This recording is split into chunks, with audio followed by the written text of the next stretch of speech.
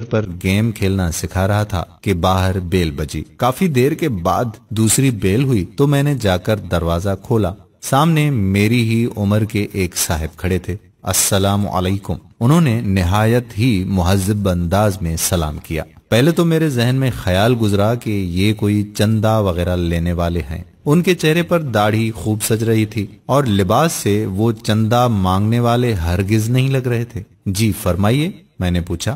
کہنے لگے کہ آپ طاہر صاحب ہیں؟ میں نے مختصراً جواب دیا، جی وہ مجھے رفیق صاحب نے بھیجا ہے، غالباً آپ کو کرایہ دار کی ضرورت ہے۔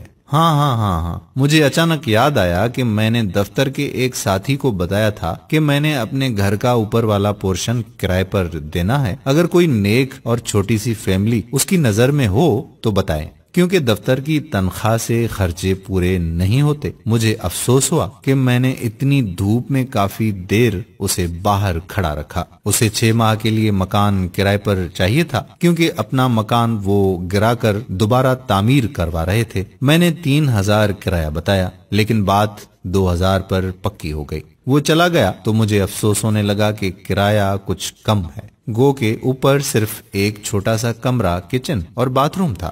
مجھے اپنی بیوی کا دھڑکا لگا ہوا تھا کہ اسے معلوم ہوگا تو کتنا جھگڑا ہوگا، اور وہی ہوا۔ بقول اس کے کہ 2000 تو صرف بچوں کی فیس ہے۔ مجھے اس نے کافی برا بھلا کہا اور میں چپ چاپ سنتا رہا اور اپنی قسمت کو کوستا رہا۔ میں نے ایم ایس سی بہت اچھے نمبروں سے کیا تھا، اس لیے فوراً نوکری مل گئی۔ نوکری ملی تو شادی بھی فوراً ہی ہو گئی۔ میری بیوی بھی بہت پڑھی لکھی تھی، وہ بھی ایک انگریزی اسکول میں پڑھاتی تھی۔ ہمارے 3 بچے تھے، مگر گزارا مشکل سے ہوتا تھا۔ اگلے ہی دن وہ صاحب اور ان کی بیوی بچے ہمارے گھر شفٹ ہو گئے۔ ان کی بیوی نے مکمل شرعی پردہ کیا ہوا تھا۔ دونوں بڑے بچے بہت ہی مہذب اور خوبصورت تھے، چھوٹا گود میں تھا۔ کچھ دنوں بعد ایک دن میں دفتر سے آیا تو میری بیوی نے بتایا کہ میں نے بچوں کو کرایہ دار خاتون سے قرآن مجید پڑھنے کے لیے بھیج دیا ہے۔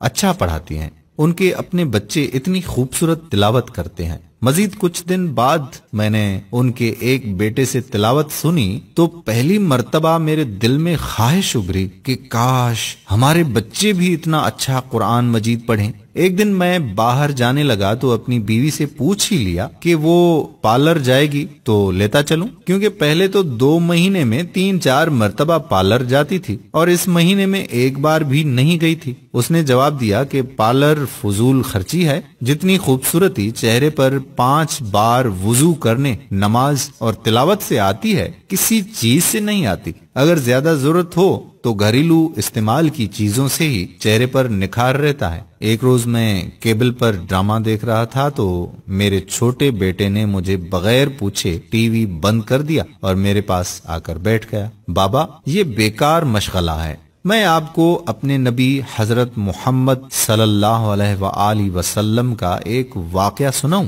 مجھے غصہ تو بہت آیا، لیکن اپنے بیٹے کی زبانی جب واقعہ سنا تو میرا دل بھر آیا۔ میں نے اپنے بیٹے سے پوچھا کہ یہ تمہیں کس نے بتایا بیٹا؟ کہنے لگا کہ ہماری استانی محترمہ نے۔ وہ قرآن مجید پڑھانے کے بعد آپ صلی اللہ علیہ وآلہ وسلم اور صحابہ کرام کے متعلق بتاتی ہیں۔ اپنے گھر کی اور بیوی بچوں کی تیزی سے بدلتی حالت دیکھ کر میں حیران ہو رہا تھا کہ ایک روز بیوی نے کہا کہ کیبل کٹوا دیں، کوئی نہیں دیکھتا اور ویسے بھی فضول خرچی اور اوپر سے گناہ ہے۔ چند روز بعد بیوی نے شاپنگ پر جانے کو کہا تو میں بخوشی تیار ہو گیا۔ اس نے کافی دنوں بعد شاپنگ کا کہا تھا، ورنہ پہلے تو آئے دن بازار جانا رہتا تھا۔ کیا خریدنا ہے؟ میں نے پوچھا۔ کہنے لگی برقع۔ میں نے کہا کیا برقع؟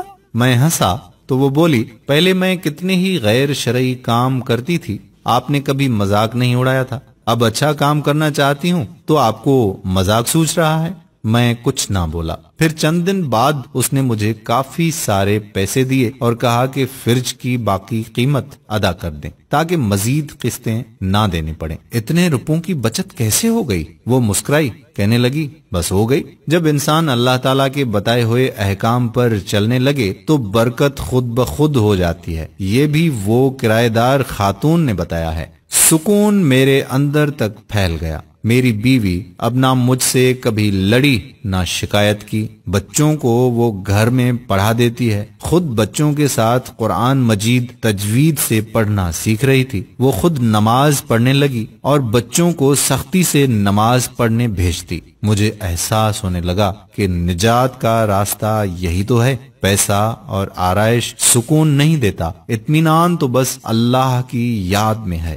مجھے اس دن 2000 کرایہ تھوڑا لگ رہا تھا، آج سوچتا ہوں تو لگتا ہے کہ وہ تو اتنا زیادہ تھا کہ آج میرا گھر سکون سے بھر گیا ہے۔ دوستو، دلوں کا سکون تو صرف اللہ کی یاد میں ہے۔ اگر یہ ویڈیو اچھی لگے تو ایک لمحہ ضائع کیے بنا شیئر کر دیں، کیونکہ آج کل ہمارے گھروں میں پیسہ تو کافی آ گیا ہے لیکن سکون نہیں۔ ہماری ویڈیو کتنی اچھی لگی کتنی نہیں کمنٹ باکس میں ضرور آگاہ کریں۔ جزاک اللہ خیرہ۔ السلام علیکم ورحمۃ اللہ وبرکاتہ۔